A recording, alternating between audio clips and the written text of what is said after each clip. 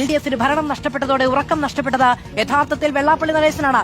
മുസ്ലിം വിഭാഗത്തിനെതിരെ വർഗീയ വിഷം തുപ്പുമ്പോഴും ഒന്നാം നമ്പർ കാറിൽ കയറ്റിക്കൊണ്ടുപോകാൻ നിലവിലെ മുഖ്യമന്ത്രി ഉണ്ടാകില്ല എന്നതാണ് വെള്ളാപ്പള്ളിക്ക് കുരുക്കാകുന്നത്.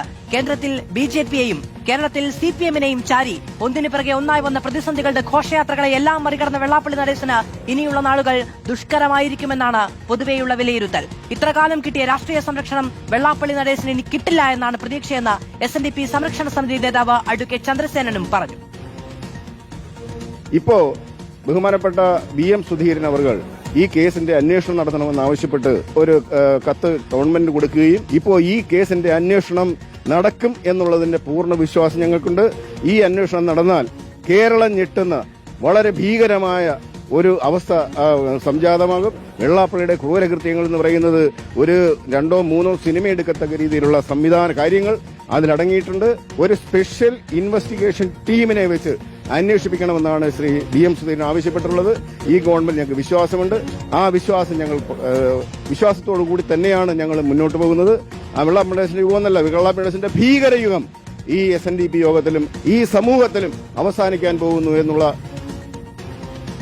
TV പ്രസാദ് വിവരങ്ങളുമായി നമ്മളോടൊപ്പം ചേരുകയാണ്. TV പ്രസാദ് നേരത്തെ സൂചിപ്പിച്ചത് തന്നെയാണ് അതിലേറ്റവും പ്രധാനപ്പെട്ട കാര്യം. കേന്ദ്രത്തിൽ BJPയും സംസ്ഥാനത്തെ LDFനെയും വരുതിയിലാക്കിയും ആ തരത്തിൽ രാഷ്ട്രീയമായ ചില നീക്കുപോക്കുകളും ചുവടുവെപ്പുകളും നടത്തി ഉള്ളുള്ള കാലം സുഖമായി സമാധാനമായി യാതൊരു തരത്തിലുള്ള ഭീഷണികളും ഇല്ലാതെ മുന്നോട്ട് പോകാം എന്ന വെള്ളാപ്പള്ളി നടേശന്റെ പ്രതീക്ഷയ്ക്ക് മുന്നിലാണ്, അല്ലെങ്കിൽ അതിന് മുകളിൽ അതിന് വിരുദ്ധമായാണ് ഇപ്പോൾ ഈ അന്വേഷണ പ്രഖ്യാപനം ഉണ്ടായിരിക്കുന്നത്.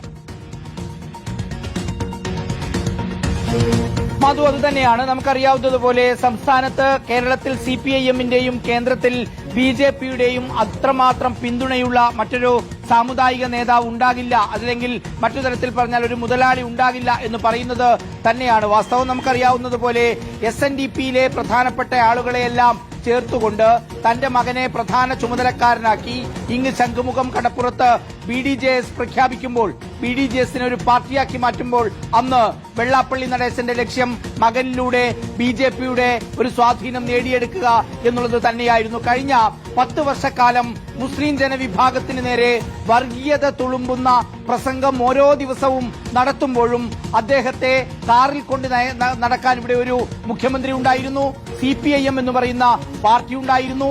അതുതന്നെ ഒടുവിൽ അവർക്ക് തിരിച്ചടിയായി എന്ന് അവരുടെ സംസ്ഥാന ഘടകം മുതൽ താഴെ ഇങ്ങ് ബ്രാഞ്ച് തലം വരെ ആളുകൾ ചർച്ച ചെയ്യുന്ന നിലയിലേക്ക് വരെ കാര്യങ്ങൾ എത്തിയിരുന്നു. ഈ കഴിഞ്ഞ 10 വർഷം അത് വെള്ളാപ്പള്ളി നടേശന്റെ സുവർണ കാലഘട്ടമായിരുന്നു.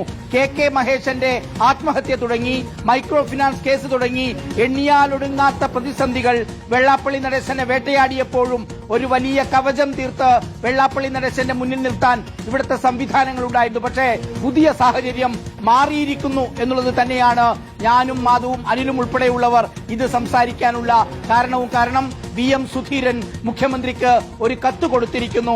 അത് KK മഹേശന്റെ ആത്മഹത്യയെക്കുറിച്ച് അന്വേഷിക്കണം എന്നുള്ളതാണ്. ഇത്രയും കാലവും ഈ കേസുകളടക്കം 121 കേസുകളിൽ പ്രതിയാണ് വെള്ളാപ്പള്ളി നടേശൻ എന്ന് കഴിഞ്ഞ ദിവസം ആ സമുദായവുമായി ബന്ധപ്പെട്ട ഒരു നേതാവ് തന്നെ വാർത്താ സമ്മേളനത്തിൽ പറയുന്നുണ്ടായിരുന്നു. അതിലൊന്ന് ഈ KK മഹേഷുമായി ബന്ധപ്പെട്ട കേസാണ്. അതിനോടൊപ്പം തന്നെ മറ്റ് 121 കേസുകൾ കൂടിയുണ്ട് എന്ന് പറയുന്നത് നമ്മൾ കേട്ടിരുന്നു. ഇതിലൊക്കെ രാഷ്ട്രീയ ഇടപെടലുകളോടുകൂടി ഒരു സമവായം ഉണ്ടാക്കി മുന്നോട്ട് പോവുക എന്നുള്ളതായിരുന്നു. ആ ശ്രമം ഇനിയും ഉണ്ടാകും. ആ ശ്രമത്തിന്റെ പരിസമാപ്തി എന്തായിരിക്കും എന്നതാണ് ചോദ്യം. മാധു, അതാണ് നമ്മൾ പറഞ്ഞു വന്നത്. അതായത് കഴിഞ്ഞ 10 വർഷത്തെ പോലെ വെള്ളാപ്പള്ളി നടേശൻ അത്ര എളുപ്പമല്ല ഇനിയുള്ള കാലം എന്നുള്ളതാണ്. ഇപ്പോൾ സംസ്ഥാനം ഭരിക്കുന്നത് നമുക്കറിയാവുന്നതുപോലെ UDF സർക്കാരാണ്. ആ വെള്ളാപ്പള്ളി നടേശൻ ഏറ്റവും കൂടുതൽ എതിർക്കുന്ന മുസ്ലിം ലീഗിന്റെ പിന്തുണയോടുകൂടി അധികാരത്തിലുള്ള ഒരു മുഖ്യമന്ത്രിയാണ് സംസ്ഥാനം ഭരിക്കുന്നത്. അതുകൊണ്ട് കഴിഞ്ഞ സർക്കാരിന്റെ കാലത്ത് എന്തൊക്കെ വഴിവിട്ട ആനുകൂല്യങ്ങൾ വെള്ളാപ്പള്ളി നടേശന് കിട്ടിയിരുന്നോ അതൊന്നും ഇനി കിട്ടാൻ പോകുന്നില്ല എന്നുള്ളിടത്താണ് വെള്ളാപ്പള്ളി നടേശന്റെ വേവലാതി. ഇപ്പോൾ നമ്മൾ സംസാരിച്ച KK മഹേശന്റെ ആത്മഹത്യയിൽ തുടങ്ങി ലക്ഷോപലക്ഷം ആളുകളുടെ 10,000-കണക്കിന് കോടി രൂപ നഷ്ടപ്പെടാൻ ഇടയാകുന്ന മൈക്രോ ഫിനാൻസ് തട്ടിപ്പെന്ന് പറയുന്ന വലിയ കേസ്, ആ കേസിൽ പോലും ഒരു ചുക്കും സംഭവിക്കാത്ത ആളായി വെള്ളാപ്പള്ളി നടേശൻ തുടരാനുള്ള കാരണം ഞാൻ നേരത്തെ പറഞ്ഞതുപോലെ സംസ്ഥാനത്ത് മുഖ്യമന്ത്രിയും സംസ്ഥാനത്തെ ഭരിക്കുന്ന പാർട്ടിയുടെയും പിന്തുണയുടെ ഭാഗമായിട്ടാണ്, കേന്ദ്രത്തിന്റെ പിന്തുണയുടെ ഭാഗമായിട്ടാണ്. ഇനിയുള്ള നാളുകൾ എന്താണ് എന്നുള്ളതാണ് ഏറെ പ്രധാനം. പ്രസാദാണ് വിവരങ്ങൾ നൽകിയത്.